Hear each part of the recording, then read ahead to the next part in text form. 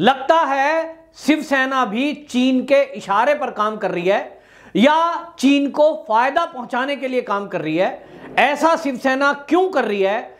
और हाल ही में उन्होंने जो छत्रपति शिवाजी टर्मिनल है एयरपोर्ट मुंबई का, उसके अंदर जाकर तोड़फोड़ की। भारत के ही लोग, भारत की ही कंपनी अब एयरपोर्ट का भी संचालन करेगी, लेकिन चीन को यह बात पसंद नहीं आई, क्योंकि चीन नहीं चाहता था कि भारत के उद्योगपति इस तरह से ये संचालन में आगे आए। लेकिन जिस तरह से शिव सैनिक विरोध कर रहे हैं, ये समझ से परे है। अडानी के इस लॉजिस्टिक पार्क का उद्घाटन के टाइम स्वागत कर रहे थे, बड़ाई कर रहे थे, अब इससे युवाओं को रोजगार मिलेगा, अब युवा जो है नशे की लत छोड़कर रोजगार में लगेंगे। आज वो अमरिंदर सिंह मौन है। यानी जहां जहां बीजेपी की गवर्नमेंट नहीं है, वहां अब देश के उद्योगपतियों को यह लगने लगा है कि उनको व्यापार नहीं करने दिया जाएगा। और राजनीति के तौर पर कांग्रेस चीन को फायदा पहुंचाने की नीयत से हमेशा कोई ना कोई बहाना करके उनका विरोध करती है। नमस्कार, मैं हूं पवन त्यागी। लगता है शिवसेना भी चीन के इशारे पर काम कर रही है या चीन को फायदा पहुंचाने के लिए काम कर रही है। ऐसा शिवसेना क्यों कर रही है, ये तो शिवसेना के जो प्रमुख हैं वही नेता उद्धव ठाकरे एंड पार्टी बताएगी। लेकिन इतना तय है कि जो शिव सैनिक विदेशी कंपनियों की एक भी बार कहीं बुराई नहीं करते, उनका विरोध नहीं करते, वो भारतीय कंपनियों का विरोध करने में लगे हुए हैं। और हाल ही में उन्होंने जो छत्रपति शिवाजी टर्मिनल है एयरपोर्ट मुंबई का, उसके अंदर जाकर तोड़फोड़ की और वहां अडानी का बोर्ड लगा हुआ था, उसको तोड़ा। और शिव सैनिकों का कहना था कि ये जो टर्मिनल है इसके बाहर अडानी का बोर्ड लगा था और इसलिए उनको गुस्सा आ गया। लेकिन बात यह है कि अडानी को केवल मेंटेनेंस का काम मिला है, रखरखाव का और संचालन का काम मिला है। यानी जो काम उसको कंट्रोल करने का, झाड़ू पोछा और लोडिंग अनलोडिंग, ये सब का सब काम सरकार करती थी, सरकार का काम होता था, वो अडानी को दिया गया है। और उसके पीछे का रीजन बताऊं मैं आपको। सबसे ज्यादा अगर इंटरनेशनल फ्लाइट में लोग आते हैं विदेशों से, तो वो मुंबई में आते हैं, यानी उस एयरपोर्ट पर जिसका नाम छत्रपति शिवाजी टर्मिनल है। इसी तरह देश में इंदिरा गांधी एयरपोर्ट जो कि नई दिल्ली में स्थित है, ये दो एयरपोर्ट ऐसे हैं जिसमें सबसे ज्यादा विदेशी पैसेंजर आते हैं। और आमतौर पर पैसेंजरों की मुंबई में ये शिकायत थी, क्योंकि उसमें बॉलीवुड के बहुत सारे लोग आते हैं, कि कई बार उनके सूटकेसों से सामान चोरी हो गया। ये वीडियो आपने भी देखी होगी कि अगर कोई कतर से, विदेश से फ्लाइट आ रही है, वो लोडिंग अनलोडिंग हुई और उसी बीच में सामान गायब, और इसकी कंप्लेंट करो तब एक लंबी प्रक्रिया है, और उसके बाद लिस्ट लाओ, बिल लाओ, और बहुत सारे लोगों को सामान नहीं मिलता था। इन सबको देखते हुए यह तय किया गया गवर्नमेंट की तरफ से, केंद्र सरकार ने, कि ये जो संचालन है, यानी जो मेंटेनेंस, सामान चढ़ाना उतारना, लोडिंग अनलोडिंग और मेंटेनेंस का काम, इसका संचालन का काम भी, यानी मॉनिटरिंग भी, ये सब का सब प्राइवेट कंपनियों को दिया जाए। उसमें बिड डाली गई थी बाकायदा, और यह तय हुआ था केंद्र सरकार की तरफ से कि हम स्वदेशी को बढ़ावा देंगे, और इसलिए अडानी को वो मिला है। तो अडानी को मिला, आपको बताएं गौतम अडानी ने बाकायदा इसका ट्वीट करके लोगों को जानकारी दी थी कि अब हम जो ये एयरपोर्ट अथॉरिटीज हैं इसके संचालन में भी हम आ रहे हैं। तो ये हमारे देश के लिए एक बहुत खुशी की बात थी कि भारत के ही लोग, भारत की ही कंपनी अब एयरपोर्ट का भी संचालन करेगी। लेकिन चीन को यह बात पसंद नहीं आई, क्योंकि चीन नहीं चाहता था कि भारत के उद्योगपति इस तरह से ये संचालन में आगे आए। उसका तो ये कहना है कि बस विदेशी कंपनी आए, और शायद कांग्रेस ने पिछले 70 साल में यही किया है कि ठेका दे दो, छोटे मोटे लोगों को ठेका दे दो, उसके बाद कुव्यवस्था हो, कुछ भी हो, चलता रहेगा, उनका कमीशन बनता रहना चाहिए।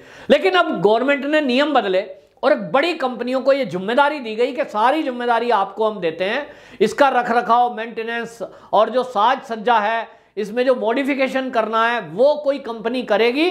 उसकी जिम्मेदारी होगी कि अगर सामान चोरी हुआ है तो वो जिम्मेदार है, बाकी सारी चीजों की जिम्मेदारी एक बड़ी कंपनी की ठहराई जाए।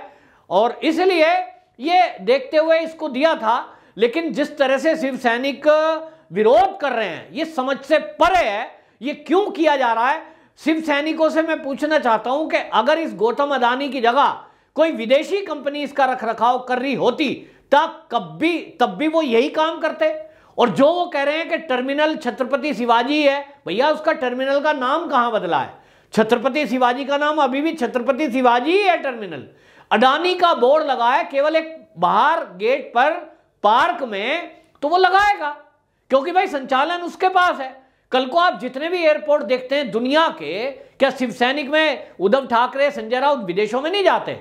उनका संचालन कहीं ना कहीं मेंटेनेंस रखरखाव किसी ना किसी एक प्राइवेट कंपनी को दिया जाता है, उस पर उनका टैग लगा होता है। ऐसे ही अडानी का अपना एक टैग है, वो लगा हुआ है। ये बात अलग है कि आप विदेशों में जाते हो तो कहीं लिखा है LNT, आप समझ नहीं पाते ये क्या है, LT लिखा है। तो भैया ये भारत की कंपनी है, भारत के लोग हैं, इनको आप मारोगे भगाओगे तो फिर क्या होगा? लेकिन चीन के इशारे पर लगता है जिस तरह से कार्रवाई हो रही है, भारत के उद्योगपतियों को टारगेट किया जा रहा है।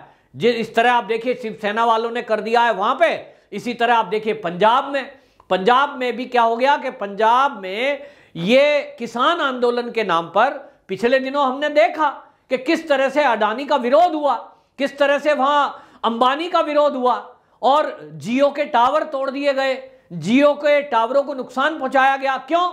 भारत के हैं। अगर वो चीन के टावर होते, विदेश के टावर होते तो शायद ये नहीं करते, क्योंकि टारगेट ही चीन के कहने से भारतीय उद्योगपतियों को करना है। तो क्या हुआ? तय कर लिया, ठीक है तुम विरोध करो, हम वहां व्यापार ही नहीं करेंगे। तो अडानी ने, आपको बताएं, अडानी इंटरप्राइजेस है पंजाब के अंदर, लॉजिस्टिक पार्क था।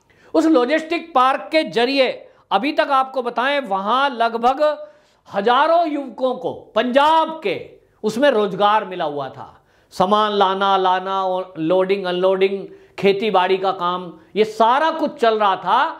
और इसको जब उन्होंने विरोध करना शुरू किया तो अडानी ने तय कर दिया कि ठीक है भाई तुम अपनी राजनीति करो। जो अमरिंदर सिंह सीएम पंजाब के अडानी के इस लॉजिस्टिक पार्क का उद्घाटन के टाइम स्वागत कर रहे थे, बड़ाई कर रहे थे, अब इससे युवाओं को रोजगार मिलेगा, अब युवा जो है नशे की लत छोड़कर रोजगार में लगेंगे, आज वो अमरिंदर सिंह मौन है। कांग्रेस की आला कमान सोनिया गांधी, राहुल गांधी मौन है। और तो और वहां पर जो अकाली दल के नेता हैं वो भी मौन है। क्यों? क्योंकि किसान नेता के बल पर जो विरोध हो रहा है उनको इससे मतलब नहीं है कि युवाओं का रोजगार जाएगा। हजारों युवकों को जिसको इस लॉजिस्टिक पार्क में रोजगार मिला हुआ था वे बेरोजगार हो गए हैं, बंद हो गया वो।